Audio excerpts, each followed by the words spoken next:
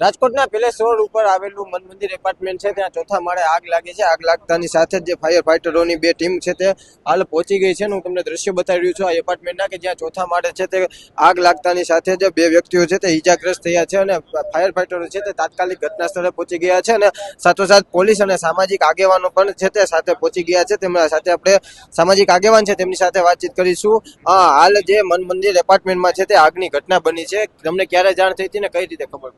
લગભગ 12:10 ફોન આવ્યો કે આપણા વિસ્તારની અંદર ઘટના બની. ત્યારે અમારા પૂર્વ કોર્પોરેટર વિપક્ષના પૂર્વ નેતા છે કેયુરભાઈ મસલાણી, હું અને ભાજપ કોંગ્રેસના તમામ વિસ્તારના જે આગેવાનો છે અમે આવા કામમાં હરહંમેશ સાથે રહ્યા જેવા લોકો સાથે અમે બધા પહોંચી ગયા હતા.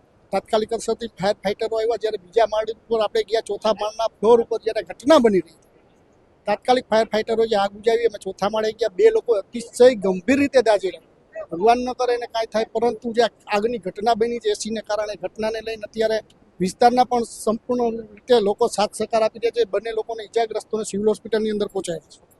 ચોક્કસથી અત્યારે જે બંને લોકો ઈજાગ્રસ્ત થયા છે તેમને હાલ સિવિલ હોસ્પિટલ ખાતે છે તે ખસેડવામાં આવ્યા છે ને તે ગંભીર હાલત છે તેમની હાલ જાણવા મળી રહી છે. ને ચોથા માળે જે છે આગની ઘટના સામે આવી છે. શોર્ટ સર્કિટના કારણે આગ લાગી હોય તેવા સમાચાર હાલ છે તે સામે આવી રહ્યા છે. હું તમને દ્રશ્ય બતાવી રહ્યો છું કે ફાયર ફાઈટરની ટીમ તાત્કાલિક અહીંયા પહોંચી અને પાણીનો મારો છે તે ચલાવવામાં આવી રહ્યો હતો અને આગને કાબુ મેળવવા માટેના પ્રયત્ન કરવામાં આવ્યા હતા. અનેક સામાજિક આગેવાનો અને આજુબાજુના લોકો આવી પહોંચ્યા હતા અને સાથે સાથે જ્યાં એપાર્ટમેન્ટ રહેતા લોકો છે તેમને બહાર કાઢી અને સાવચેત જગ્યાએ સાચવવા માટે બહાર લાવવામાં આવ્યા હતા. જે આ ઘટના બની હતી તે ચોથા માળે બની હતી ત્યારે બધા લોકોને સાવચેત કરવા માટે આવ્યા હતા અને ફાયર બ્રિગેડ દ્વારા છે તે પ્રયત્ન કરી અને આગને કાબુ મેળવવામાં આવી છે. અને બંને લોકો હાલ સિવિલ હોસ્પિટલ ખાતે ઈજાગ્રસ્ત થયા છે તો સારવાર રીતે ખસેડવામાં આવી છે.